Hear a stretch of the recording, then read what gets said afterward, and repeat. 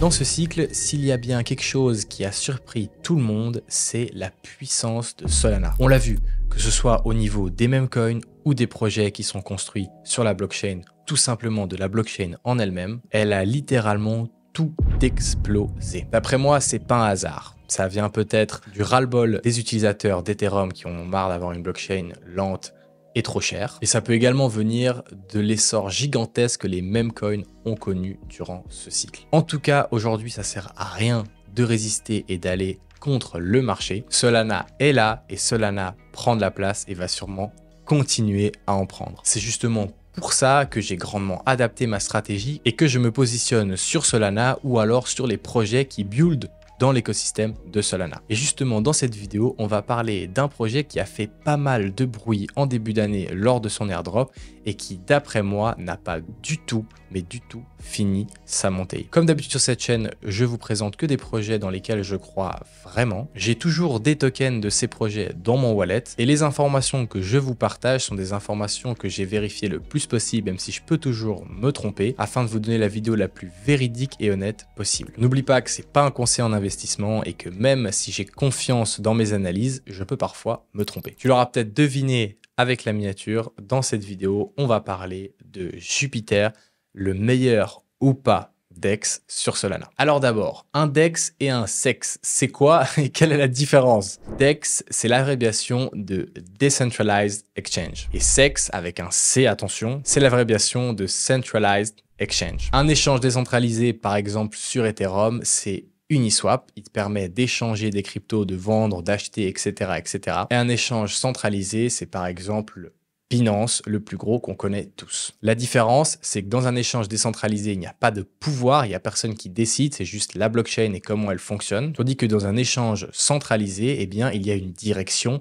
comme par exemple avant avec CZ chez Binance. Ils peuvent potentiellement faire faillite et te faire perdre pas mal d'argent ou tout simplement freeze tes transactions, etc., etc. C'est dans un sens un peu comme les banques dans la crypto. Dans cette vidéo, eh bien, on va parler d'un DEX. Pas n'importe quel DEX, un DEX sur Solana. Jupiter, en plus, ne fait pas ce que n'importe quel échange décentralisé ferait. Il propose également d'être agrégateur de liquidité, d'une utilisation automatique de market maker pour avoir les meilleurs taux de swap possibles. Franchement, en toute honnêteté, si vous n'avez pas des centaines de milliers d'euros, ça ne sert à rien. Mais bon, ça peut toujours servir au gros portefeuille. Vous permettra bien évidemment de swap une crypto contre une autre, de poser des limit orders, ça c'est vraiment pas mal. Je me rappelle quand j'ai commencé en crypto, ça n'existait pas et j'en rêvais. De faire du DCA, donc Dollar Cost Average, ça veut dire acheter plusieurs fois sur une montée ou vendre plusieurs fois sur une vente jusqu'à avoir une moyenne de prix de vente pour lisser son prix d'entrée ou de sortie. Ça d'ailleurs c'est vraiment pas mal et je l'ai rarement vu. Et il vous permet également de bridge. De plus, dernièrement, ils ont ajouté les perpetuals, donc ça veut dire trader avec des leviers. Et tout bientôt, on va pouvoir mint des nouveaux tokens et ils vont d'ailleurs même sortir leur stablecoin. De mon expérience perso, et c'est principalement pour ça que je pense que Jupiter est le meilleur DEX sur Solana, c'est super. Lorsque je vais aller sur Solana, que ce soit pour acheter des meme coins douteux ou alors rentrer sur des projets un peu plus qualitatifs, j'utilise toujours Jupiter qui d'après moi est facile d'utilisation, a des bons taux, etc., etc. D'ailleurs, lorsque vous analysez un projet, je vous conseille d'aller le tester car souvent, c'est le meilleur moyen de savoir s'il est potable ou non. Alors bien évidemment, vous auriez pu me dire c'est un DEX parmi tant d'autres sur Solana car il y en a plusieurs. C'est la même chose sur Ethereum, c'est la même chose sur BSC ou sur les autres chains. Mais là, il y a quelques indices qui nous montrent que Jupiter prend de plus en plus de place et que le prix de son token est en retard sur le reste. Personnellement, j'adore me positionner sur ce genre de projet où le token n'a pas encore explosé alors que toutes les autres métriques sont en train de le faire. Sur l'image que je vous mets maintenant à l'écran, on voit deux courbes, la jaune et la rose. La rose, c'est le cours du token. Le token est actuellement à environ 0,8 $. Tandis que le jaune, c'est la TVL, donc la Total Value Locked. Ça veut en gros dire la quantité de dollars qui ont été mis sur Jupiter et qui le sont d'ailleurs toujours. Et là, on remarque justement que la TVL, un très bon indicateur de santé ou de progression du projet, est en constante augmentation alors que le prix n'a pas encore suivi. Et ça, c'est justement un très bon indice d'un projet qui est sous-évalué, qui va bientôt rattraper très fort cette TVL.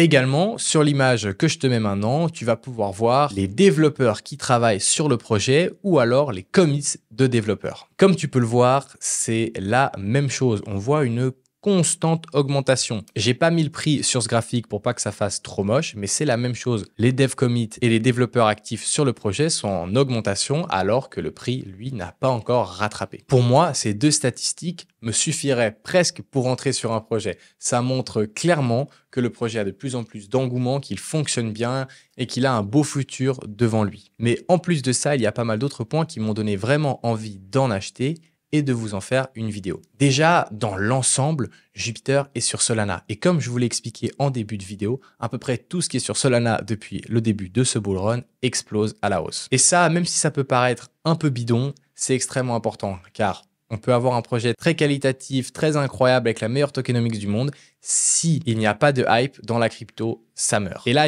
c'est tout le contraire. On est sur un projet qui a de très bonnes métriques tout en ayant la chance d'être sur le réseau le plus hype de l'année dans la crypto. En plus de ça, Jup va bientôt lancer son Launchpad. Et ça, pour moi, c'est très, très positif. Car ça donnera beaucoup de valeur au token, ce que nous, on achète justement, qui est le Jup. En plus de ça, son concurrent principal, c'est Raydium. Je ne sais pas si vous l'avez déjà utilisé, mais moi, personnellement, j'ai détesté mon expérience. Le site est pas ouf, ça bug beaucoup de transactions ne fonctionnent pas. Et ça, c'est mauvais si vous avez des tokens Ray, mais si vous voulez vous positionner sur le Jup, c'est très, très bénéfique. De plus de ça, le volume est en constante augmentation sur la plateforme.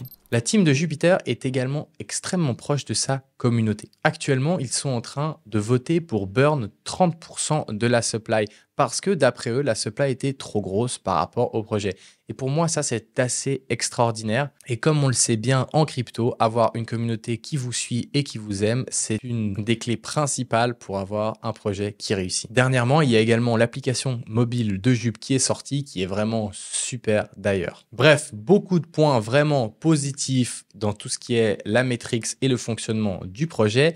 Mais on n'oublie pas la tokenomics, car je vous l'ai déjà répété, mais un projet peut être excellent s'il a une tokenomics désastreuse. Souvent, ça peut poser de gros problèmes pour l'évolution du cours. Le token, on va pas se mentir, n'a pas une énorme utilité dans l'écosystème de Jup. Il sert surtout à la gouvernance. Mais il y a souvent plusieurs types de gouvernance. Il y a des gouvernances qui sont nulles, où on vous propose de voter pour des changements nuls dans l'écosystème, et il y a des gouvernances très positives. Comme je vous disais avant, ils sont en train de voter pour réduire de 30% la supply. Quand la team est prête à proposer des aussi grosses décisions que ça à sa communauté, c'est très positif, et là, la gouvernance a un sens positif d'après moi. Pour le moment, il n'y a pas d'énormes libérations, sauf quelques-unes pour la team qui sont annoncées, ce qui est également positif. Attention, ils peuvent faire des libérations, mais pour l'instant, ils n'en ont pas encore annoncé. Mais ils doivent le faire au moins 6 mois à l'avance, ce qui est plutôt positif. Ils doivent également avertir 6 mois à l'avance pour un changement de liquidité, et c'est également sur une wallet multisig qui demande à toute la team d'être d'accord. Du côté de cette tokenomics, franchement, c'est pas la meilleure que j'ai vue. Le token pour avoir un peu plus d'utilité, mais je pense qu'elle fait quand même l'affaire, surtout après avec les métriques du projet. De plus, comme je vous disais, ils vont sortir un launchpad, etc., améliorer, et les holders de tokens auront sûrement des avantages grâce à ça, ce qui va augmenter un peu l'utilité du token. D'après moi, c'est un projet qui a un très gros potentiel. Je pense clairement qu'il va rester le leader des échanges décentralisés dans l'écosystème de Solana. Personnellement, j'en hold une bonne quantité et je m'attends à un x10, x20 d'ici la fin de ce bull run. Voilà, j'espère que cette vidéo vous a plu. Si vous avez bien aimé, n'hésitez pas à vous abonner et à liker la vidéo. Si vous n'avez pas été d'accord avec une chose que j'ai dit ou alors que vous voulez apporter des précisions à ce que j'ai dit, n'hésitez pas non plus à commenter, ça aidera tout le monde. C'était Arthur, j'espère que cette vidéo vous a plu. Ciao!